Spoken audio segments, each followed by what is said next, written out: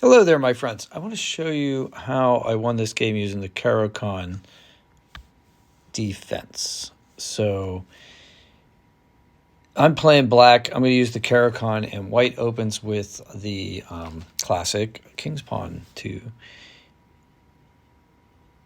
E4. And then I counter with the Caro. The first move of the Caro Kann is C6.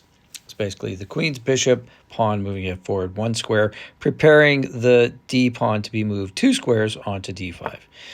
So he moves D4, I move D5.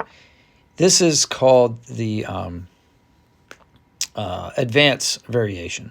When the white advances his king pawn past your queen pawn. So it's basically E5. That's the advanced variation. So what I did was I moved my bishop out because otherwise it's going to get trapped. And I got to move some pieces out while I can because we're going to have a cramped position. The Caro Kann makes for a cramped position. And so one of the first things you want to do is get that bad bishop out and have it do something at least instead of just sitting in the back rank, making sure that you can't castle on the queen side if you want to. All right, so he moves his pawn forward to towards my bishop, I guess, to reinforce the center. Interesting. So I don't want him to advance any further. Actually, I wouldn't mind if he did. I would just take with a bishop, but he probably wouldn't.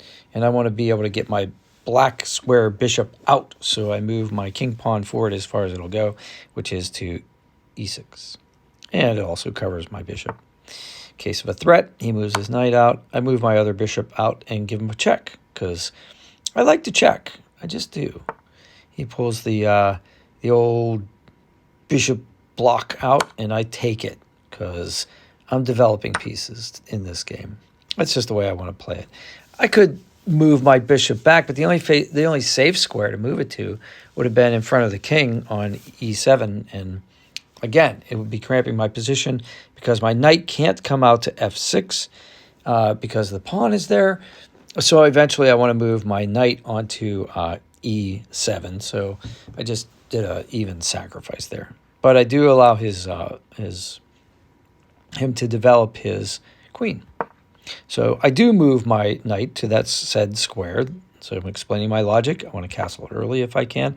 He moves his knight out, allowing him to be able to castle on the queen side if he wishes. I castle on the king side. He castles on the queen side. This is good. I always like to castle when I'm playing, well, anytime I'm playing, but definitely when I'm playing black and defending, I like to be able to attack the castle and leave my pawns in front of my king. So I'll be attacking on the minority side or the queen side.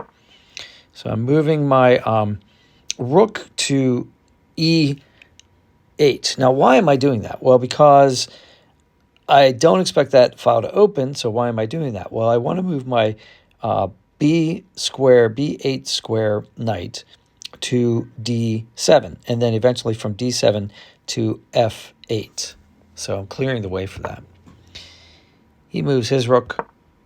I'm just going to start storming the castle. So I'm moving my rook pawn. I love doing this. Just move it all the way up. See, while he's blocking his knight's there. So anyway, he decides that he's not going to let me storm the castle with that one pawn. So I just take the furthest square that I can. My pawn is being protected by my rook, so I'm not worried that he's threatening with a knight right now. Why he did this, I have no idea. I really don't have any idea why he moved his king onto A2. And I don't know if it's a he or she. I'm just going to use the word he because it's easier. All right, so I do develop my knight, and he's going to come up and threaten my pawn. So I'm going to take it and give another check. So that's 2 checks I've given him, and I'm playing black. I don't know. I just like that. And then he takes back with a pawn. No surprise. So I got to open up some territory down here. My knight is now in a position where I can advance my c-pawn and cover my c-pawn with the knight. So I do. He takes, I take. Right?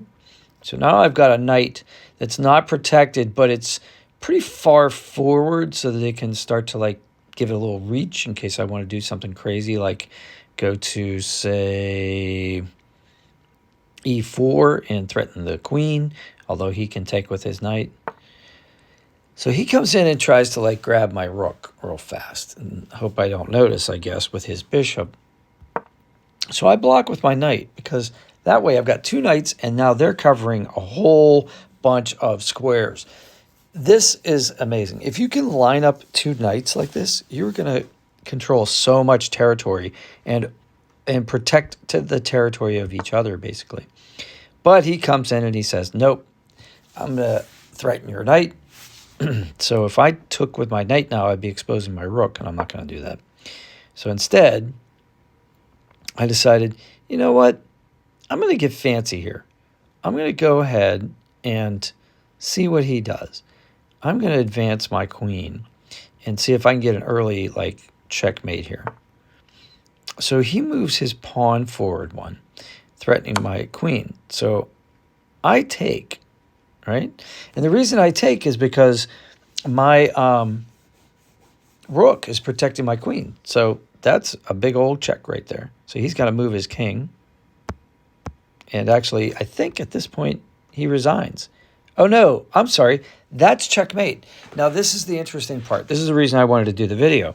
And I totally forgot since then, because it's been about an hour since I played this game, and it wasn't fresh in my mind. But if you can see, the bishop that I moved out early, right?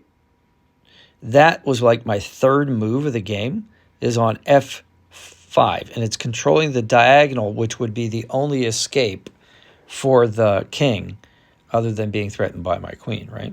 So without that, he would have been able to move a little bit further, and then I would have had to have moved, if he would have moved to B1, I would have moved my queen to A1, and then it still would have been checkmate.